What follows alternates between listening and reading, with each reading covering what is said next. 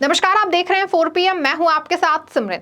लोकसभा चुनाव के नतीजों के बाद भाजपा सबसे ज्यादा परेशान उत्तर प्रदेश को लेकर है, क्योंकि उत्तर प्रदेश में बीजेपी को सबसे बड़ा झटका लगा है। जिस उत्तर प्रदेश में भाजपा 2017 से लगातार प्रदेश की सत्ता पर काबिज है और प्रदेश की कमान हिंदुत्व के फायर ब्रांड नेता योगी आदित्यनाथ के हाथों में है। उनका बिल्डोजर मॉडल भी बीजेपी काफी प्रचारित करती रही है और ऊपर से लोकसभा चुनाव के चलते चुनाव से ठीक पहले ही अयोध्या में राम मंदिर का भी प्राण प्रतिष्ठा कार्यक्रम करवा दिया गया, जिसकी पूजा स्वयं प्रधानमंत्री नरेंद्र मोदी ने ही की। ऐसे में चुनावों में उत्तर प्रदेश को बीजेपी पूरी तरह से सेफ मानकर चल रही थी। उसने प्रदेश में 80 में से 70 सीटें जीतने का लक्ष्य भी रखा था। 2019 के लोकसभा चुनाव में बीजेपी ने 62 और एनडीए ने 64 सीटों पर कब्जा भी जमाया था। ऐसे में इस बार राम मंदिर जो है उसके निर्माण के बाद तो बीजेपी 70 सीटों को लेकर पूरी तरह से आश्वस्त थी, लेकिन जब चुनाव नतीजे जो सामने आए तो पूरा गेम ही पलट के रह गया। 70 सीटों की आस लगाए बैठी भाजपा सिर्फ 33 सीटों पर ही सिमट के रह गई। वहीं जो समाजवादी पार्टी 2019 में 5 सीटों पर थी, वो जबरदस्त उछाल मारते हुए बढ़कर के 37 सीटों पर पहुंच गई, जबकि 1 सीट वाली कांग्रेस ने भी 6 सीटें हासिल कर ली।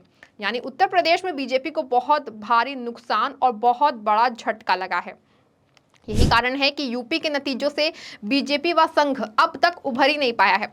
बीजेपी के 240 सीटों पर ही सिमट जाने में एक बहुत बड़ा कारण उत्तर प्रदेश में पार्टी को मिली हार भी है। यही कारण है कि अब नतीजों के बाद से यूपी के परिणामों की समीक्षा की जा रही है। खबरें ऐसे भी आई हैं कि सीएम योगी की कुर्सी खतरे में है।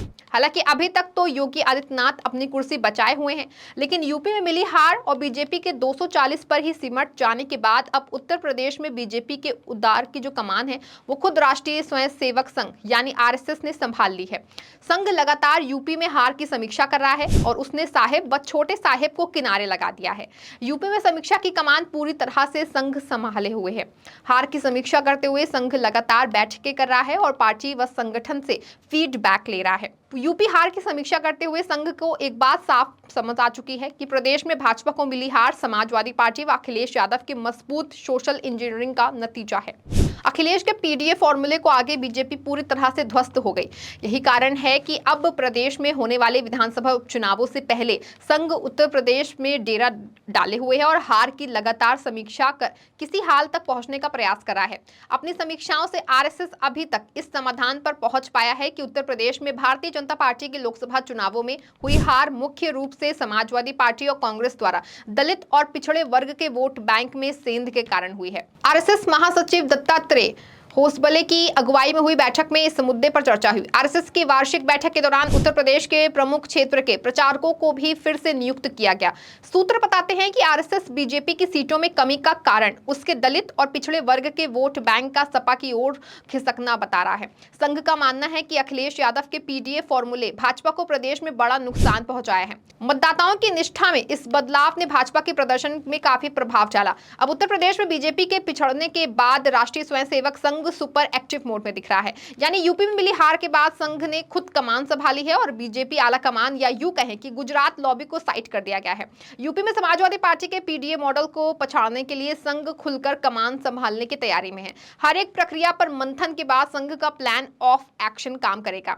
यूपी में आरएसएस की सक्रियता लोकसभा चुनाव में बीजेपी को मिली करारी हार पर मरहम लगा सकती है, क्योंकि यूपी में 10 विधानसभा सीटों पर उपचुनाव होने हैं। बीजेपी के सामने अखिलेश के पीडीए फॉर्मूले को डिकोड करने की चुनौती है। दरअसल पिछले दलित अल्पसंख्यक के प्रति सपा की प्रतिबद्धता दिखाने के लिए अखिलेश ने लोकसभा चुनाव से पहले पीडीए फॉर्मूले पर जोर दिया था। इस कदम का भरपूर चुनावी लाभ मिला, क्योंकि एसपी ने लोकसभा चुनाव में 37 सीटें जीती। अखिलेश यादव को डिप्टी स्पीकर उम्मीदवार पर इंडिया ब्लॉक के फैसले का इंतजार है। वो संविधान के अनुसार जातीय जनगणना की वकालत करते हुए आरक्षण विरोधी रुख के लिए भाजपा की आलोचना करते हैं। अखिलेश ने बाबा साहेब लोहिया जी और नेताजी के दृष्टिकोण को याद किया। उन्होंने पीडीए परिवार के खिलाफ भेदभाव को उजागर करते हुए भाजपा पर उत्तर प्रदेश में बहुजन समुदाय, दलितों और आदिवासियों की अपेक्षा करने का आरोप लगाया। गैर यादव ओबीसी को टैक्स देकर समाजवादी पार्टी ने बीजेपी के वोट में सेंध लगाई। संविधान का मुद्दा उठाकर दलित वोट इंडिया गठबंधन के पक्ष में गया और मुस्लिम वोटर्स एकजुट होकर सपा कांग्रेस गठबंधन के पक्ष में वोट किया। यादव की अगुवाई में समाजवादी पार्टी ने पीडीए समीकरण के तहत 2014 से हिट चल रही बीजेपी को सोशल इंजीनियरिंग को ध्वस्त कर दिया। धर्म के राजनीतिक की जातीय समीकरण से साधा। नतीजा ये हुआ कि लगातार चुनाव में मिल रही जीत के बाद अब बीजेपी यूपी में खोई हुई जमीन तलाश रही है। लोकसभा में मिली हार और प्रदेश में होने वाले विधानसभा उपचुनाव से पहले अब आरएसएस पूरी ताकत से यूपी में बीजेपी की खोई जमीन को वापस करने में जुट गई है, क्योंकि कहीं ना कहीं संघ ये जानता है कि यूपी में पकड़ बनाए रखना बीजेपी के लिए बहुत जरूरी है, क्योंकि अगर यूपी में बीजेपी फिर से गायब हुई तो पूरे देश में फिर से खड़ा हो पाना बहुत मुश्किल हो जाएगा। यही कारण है कि संघ अब यूपी में फिर से पार्टी को खड़ा करने के लिए पूरी तरह से एकजुट हो गया है। यही वजह है कि संघ प्रमुख मोहन भागवत पिछले कुछ दिनों से पहले गोरखपुर, फिर वाराणसी और गाजीपुर से वाया मिर्जापुर पूरे पूर्वांचल का दौरा कर रहे हैं। मोहन भागवत ने गोरखपुर में कार्यकर्ता शिविर में संघ के विस्तार, राजनीतिक परिदृश्य और सामाजिक सरोकारों पर चर्चा की थी। इसमें काशी, गोरखपुर, कानपुर और अवध क्षेत्र में संघ की जिम्मेदारी संभाल रहे संघ के करीब 280 स्वयंसेवक, कार्यकर्ता, विकास वर्ग शामिल हुए थे। मोहन भागवत ने परमवीर चक्र विजेता शाहिद वीर अब्दुल हमीद की जयंती के कार्यक्रम में भी हिस्सा लिया। इसके साथ ही उनके बेटे को लिखी पुस्तक मेरे पापा परमवीर का विमोचन भी किया। इससे पहले वाराणसी में संघ प्रमुख ने शाखा लगाई। इसके साथ ही बौद्धिक सत्र का आयोजन हुआ, जिसमें प्रांतीय पदाधिकारी भी शामिल हुए। गौर करने वाली बात यह है कि इन तमाम मौकों पर मोहन भागवत ने कोई भी राजनीतिक बयान नहीं दिया। संघ पदाधिकारी का कहना है कि शताब्दी वर्ष के आयोजन तक संघ के व्यापक विस्तार के लक्ष्य के साथ ही स्वयंसेवकों को एक वर्ष के लिए शताब्दी विस्तारक बनाकर अलग अलग 80 जिलों के क्षेत्र में भोजन और गांव-गांव में संघ को मजबूत करने का प्लान इस बैठक में चर्चा में लाया गया है।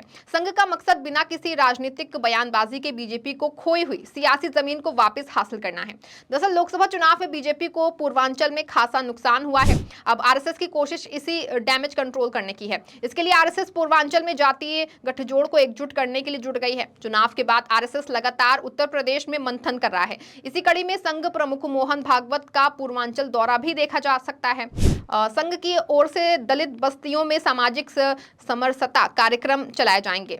सभी जातिवाद को संघ से जोड़ने की कोशिश होगी। यूपी के गांव में संघ का विस्तार किया जाएगा। हर ग्राम पंचायत में शाखा शुरू होगी। हर गांव में साप्ताहिक बैठक होगी।